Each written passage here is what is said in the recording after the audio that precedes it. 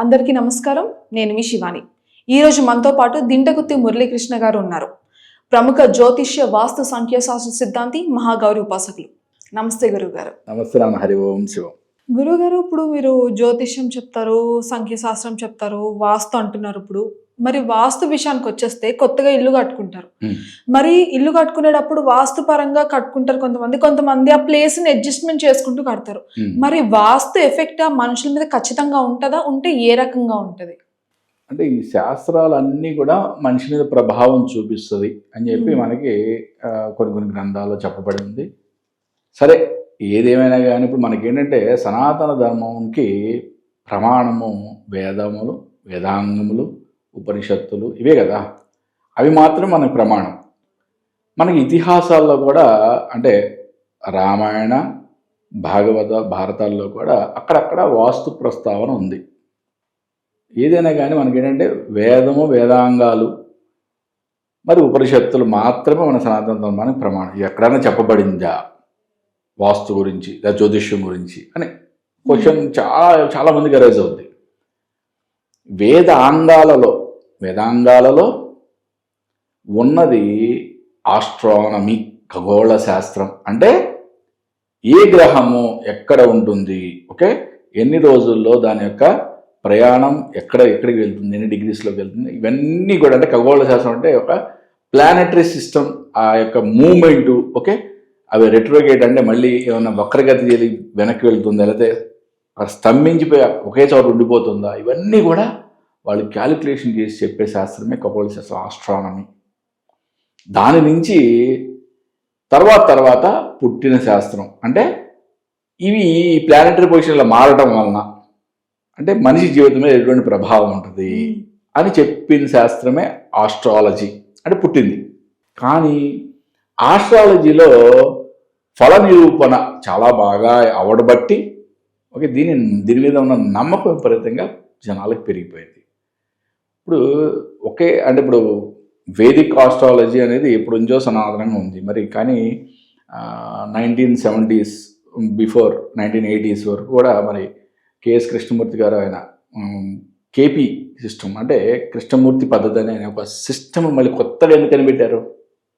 ఇప్పుడు ఆల్రెడీ వేదిక ఆస్ట్రాలజీ ఎన్నో వేల సంవత్సరాల నుంచి నడుస్తుంది.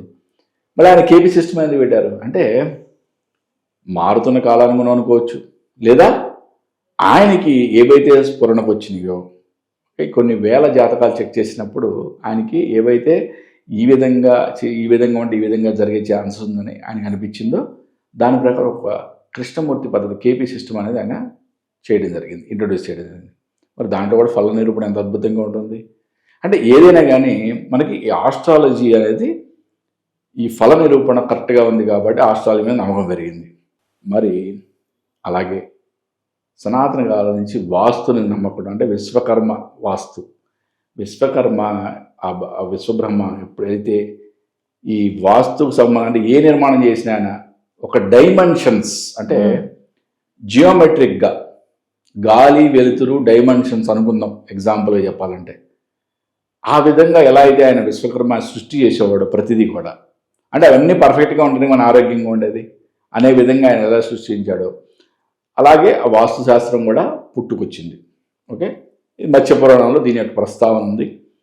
దాని తర్వాత ఇతిహాసాలు కూడా అక్కడక్కడ దీని ప్రస్తావన ఉంది. సరే, మరి వేదాంగాలలో ఉన్న ఆస్ట్రానమీ నుంచి పుట్టిన ఆస్ట్రాలజీనే దానికి ఎంత ప్రాముఖ్యం అంటారు. మరి వాస్తు న్యూమరాలజీ ఇంకెంత ప్రాముఖ్యం ఇవ్వాలి అంటే ఆస్ట్రాలజీ తల్లి అనుకుంటే ఇవన్నీ పిల్లలు అనుకుందాం, వీటికి ఇంకా తక్కువ ప్రాముఖ్యత ఇవ్వాలి. కానీ ఆస్ట్రాలజీ అంటే నీ యొక్క తలరాతని నువ్వు మార్చుకోలేవు కదా. నీ స్క్రీన్ షాట్ నువ్వు పుట్టినప్పుడు లగ్నం ఎలా ఉందో అలాగే ఉంటుంది, అది దాన్ని ఏం మార్చలేవు. గ్రహాన్ని పక్క పెడతా ఏముండదు. దాని యొక్క మంచి తీవ్రతను పెంచుకోవడం, చెడు తీవ్రతను తగ్గించుకోవడానికి ఆస్ట్రాలజీ వాడాలి అంతే. మరి వాస్తు నేను మొట్టమొదటిగా నేర్చుకుంది 25 సంవత్సరాల అనుభవం నాకు ఉన్నది ఫస్ట్ వాస్తు శాస్త్రంలో. ఓకే, వాస్తు శాస్త్రం నేర్చుకున్న తర్వాత అంటే దానిని బేరీజు వేసుకున్న తర్వాత టాలీ చేసిన తర్వాత నా లైఫ్లో జరిగిన సంఘటనలన్నీ పర్ఫెక్ట్గా ఉండటం, ఆ తర్వాత ఒక 4 సంవత్సరాలు దాని మీద రీసెర్చ్ చేసినప్పుడు మనకు అన్ని కేసెస్లో కూడా ఫల నిరూపణ చాలా అద్భుతంగా ఉండటం. ఓకే, చాలా మనకి దాని మీద కాన్ఫిడెన్స్ విపరీతంగా పెరిగింది. ఆ తర్వాత నేను జ్యోతిష్యం 18 సంవత్సరాల అనుభవంతో జ్యోతిష్యం నేర్చుకుంటే కొన్ని వేల చార్ట్లు చూడటం కూడా జరిగింది. ఇక్కడ నేను జ్యోతిష్యానికన్నా వాస్తుకి ఎందుకు ప్రాముఖ్యత ఇవ్వాలి అంటానంటే, నేను నా ఆరో ప్రాణం అంట వాస్తు శాస్త్రాన్ని. ఎందుకు ప్రాముఖ్యత ఇవ్వాలి అంటానంటే, వాస్తు అనేది ఎప్పుడు కూడా బోన్లో పెట్టిన పులి లాంటిది. ఓకే, ఇది మన జాతకం అంటే మన యొక్క ఆస్ట్రాలజీ స్ట్రాంగ్గా ఉన్నప్పుడు ఇది ఏమీ చేయదు. అంటే మనకు అన్నీ మంచిగానే వద్దునే ఉంటాయి. ఎప్పుడైతే మన ఆస్ట్రాలజీ వీక్ అవుద్దో ఈ బోన్ యొక్క తలుపు తెరుచుకుంటుంది, ఆ పులి వచ్చి మీద పడుద్ది.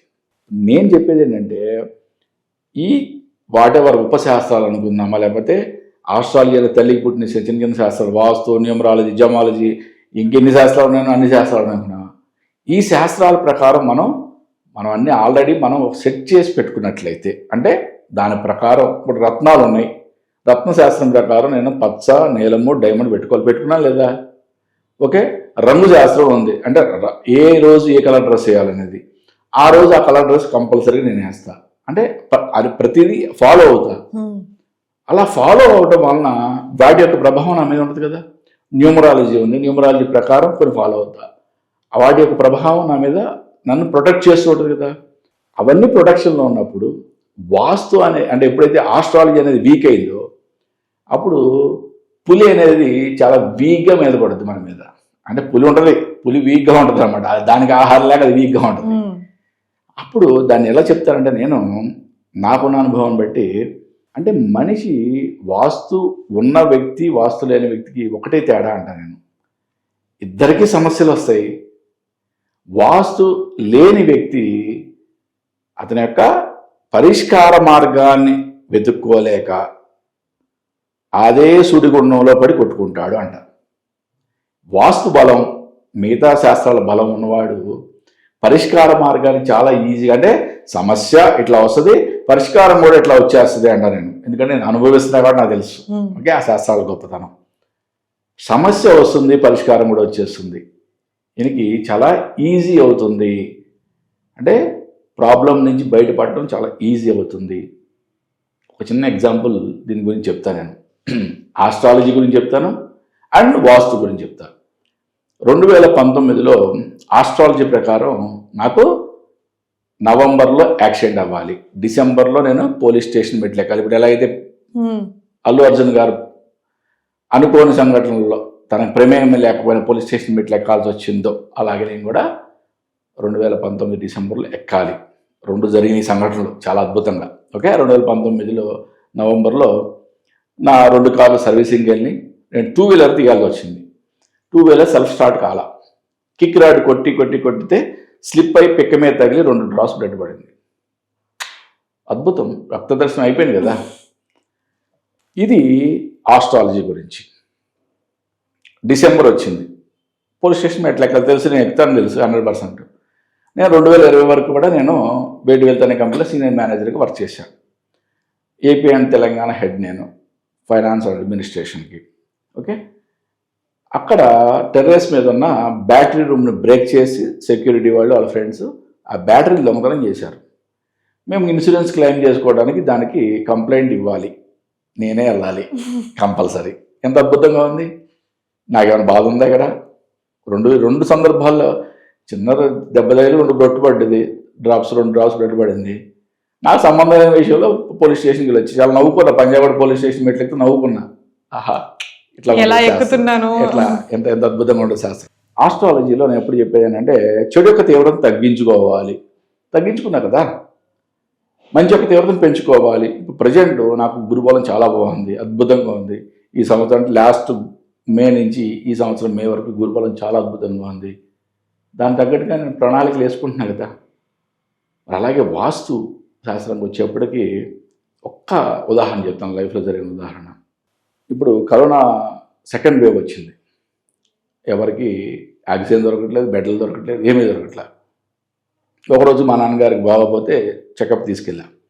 చెకప్ తీసుకెళ్తే నాకు కూడా దగ్గు వస్తుంది లైట్గా అని చెప్పి నాకు కూడా చెక్ చేయమన్నా. ఇద్దరికి చెక్ చేశారు, సిటీ స్కాన్ తీశారు, అన్నీ తీసేసి మీ ఫాదర్కి బాగోలేదండి, మీ ఫాదర్కి కొంచెం లేట్ అయినా పర్లేదు, మీకు 60% లంగ్స్ డ్యామేజ్, మీరు ఇమీడియట్గా జాయిన్ అవ్వాలన్నారు. ఓకే. నన్ను ఇమీడియట్ జాయిన్ అవ్వాలన్నారు. కానీ మా హాస్పిటల్లో బెడ్లు లేవు, ఇంజక్షన్లు లేవు, ఏమీ లేవు, ఆక్సిజన్ లేదు, కాబట్టి ఇక్కడ లేదు అని చెప్పారు. సరే, మా తెలిసిన ఫ్రెండ్ వాడిని అడిగితే అతను Renova hospital one of the director ఇమీడియట్గా తను బంజారా హిల్స్లో ఉన్న వాళ్ళ బ్రాంచ్కి వచ్చామన్నాడు. అక్కడ బెడ్ అని కూడా అరేంజ్ చేసామన్నామన్నారు. మా ఫాదర్ని ఇంటి దగ్గర దింపి వెళ్ళి నేను అక్కడ జాయిన్ అవ్వడం జరిగింది. వాళ్ళంతా ఆశ్చర్యం, ఏం మీరు ఒక్కలే రావడం ఏంటి ఆశ్చర్యపోయి, సరే ఏదో జరిగిపోయింది. నెక్స్ట్ డే మా ఫాదర్ మళ్ళీ రెనోవా హాస్పిటల్ ఇంకొక బ్రాంచ్లో అడ్మిట్ అయ్యారు. ఆ నెక్స్ట్ డే మా మదర్ అడ్మిట్ అయ్యారు. నేను 3వ రోజు డిశ్చార్జ్ అయిపోయా. 60% lungs damage, 60 to 65% lungs damage అయిన వ్యక్తి 3వ రోజు మైండ్ పవర్తో ఎంత అద్భుతంగా బయటకు వస్తారో చెప్తారు శాస్త్రం. అంటే అంత అద్భుతంగా ఉంటుంది అనమాట. 3వ రోజు డిశ్చార్జ్ అయిపోయా. 6 to 7 డేస్లో మా మదర్ ఫాదర్ ఇద్దరు కూడా డిశ్చార్జ్ అయిపోయి వచ్చారు. అంత బాగుంది కదా, హ్యాపీ. నాది ఇన్సూరెన్స్లో వెళ్ళిపోయింది. మా ఫాదర్ది మదర్ది అంతా కలిపితే బయట వాళ్ళతో పోల్చుకుంటే చాలా 25% రేంజ్లో బిల్ కట్టి బయటకు రావాల్సి వచ్చింది. అది కూడా డిశ్చార్జ్ అయిపోయిన వారం రోజుల తర్వాత బిల్ కట్టా. ఎవరికైనా జరుగుతాయి అట్లా. ఓకే, అలాగే ఉంటుంది శాస్త్రం మనకి సపోర్ట్ చేస్తే. మరి నాకు తెలిసిన వాళ్ళ ఇంట్లో 3 సేమ్ వాళ్ళు జాయిన్ అయ్యారు. 2 చనిపోయారు, 1 మాత్రం ఇంటికి వచ్చారు. ఆ 2 చనిపోయిన వాళ్ళకి దగ్గర 30 నుంచి 35 లక్షలు ఖర్చు అయింది. ఓకే, ఎవరైతే డిశ్చార్జ్ అయ్యి వచ్చారో ఆ వ్యక్తి కూడా అంతా ఆరోగ్యంగా లేడు ఇప్పటికి కూడా. అంటే what is the difference between both of us అని మనం బేరీ చేసుకున్నప్పుడు నేను చెప్పేది వాస్తు అంటాను. ఎప్పుడైతే వాస్తు బలం ఉంటుందో, ఓకే, మనకి ఆస్ట్రాలజీ వీక్ అయినప్పుడు, ఇటువంటి సమస్యలు వచ్చినప్పుడు పరిష్కార మార్గాలు చాలా ఫాస్ట్గా మనకి అందుతాయి అని చెప్తాను. అంతకు మించి వేరే ఏముండదు. ఏ శాస్త్రమైనా సరే, ఫైనల్గా నేను ఒకే ఒక వర్డ్ చెప్పగలను, ఏ శాస్త్రమైనా సరే మనం మోతాదుకు మించి ఏది తీసుకోకూడదు. ఓకే, కొంతమంది ఉంటారు పిచ్చోళ్ళ మాదిరి, వారానికి ఒకసారి చూస్తారు జాతకం, లేదా రోజు ఒకసారి చూస్తారు జాతకం. That is called madness. Okay, ప్రతి విషయాన్ని కూడా అమ్మో ఈ నెంబర్ మంచిది కాదు, ఆ నెంబర్ మంచిది కాదు, ఈ నెంబరు లేకపోతే ఇంకేదో శాస్త్రం వాట్ ఎవర్ అతనికి వచ్చిన శాస్త్రం ప్రతిదీ కూడా ప్రతి అణువణువున ఇంప్లిమెంట్ చేస్తుంటారు. ఓకే, మోతాదుకు మించి ఏదీ వద్దు. అది శాస్త్రమైనా లేదా మెడిసిన్ అయినా. మెడిసిన్ ఎక్కువగా మోతాదు తీసుకుని ఏమవుతుంది, వికటిస్తుంది. శాస్త్రం కూడా అంతే, ఎంతవరకు తీసుకోవాలో అంతవరకు తీసుకోవాలి. ఆస్ట్రాలజీని మంచిని పెంచుకోవడానికి, చెడుని తగ్గించుకోవడానికి మాత్రమే వాడాలి. వాస్తుని మనకి రాబోయే చెడు నుంచి ప్రొటెక్షన్ కోసం పర్ఫెక్ట్గా ఉంచుకోవాలి. అంటే హ్యూమన్ మైండ్ పర్ఫెక్ట్గా పనిచేయాలంటే వాస్తు చాలా ఇంపార్టెంట్ అని చెప్తాను ఇప్పుడు కూడా నేను. దాన్ని అద్భుతమైన సైన్స్ అంటా నేను. అది ఏ విధంగా అనేది మనం వచ్చే నెక్స్ట్ ఎపిసోడ్స్లో చాలా క్లియర్గా మాట్లాడుకుందాం. మరి వాస్తు ఏ రకంగా పనిచేస్తుంది, దాని నుంచి మనకి ఏ రకంగా ఎఫెక్ట్ ఉంటుంది అన్నది చాలా క్లియర్గా చెప్పినందుకు ధన్యవాదాలు గురువు గారు. నమస్తే నాన్న. హరి ఓం శివం. చూసారు కదా ఈ వీడియో. మరో మంచి వీడియోతో మళ్ళీ కలుద్దాం. నమస్తే.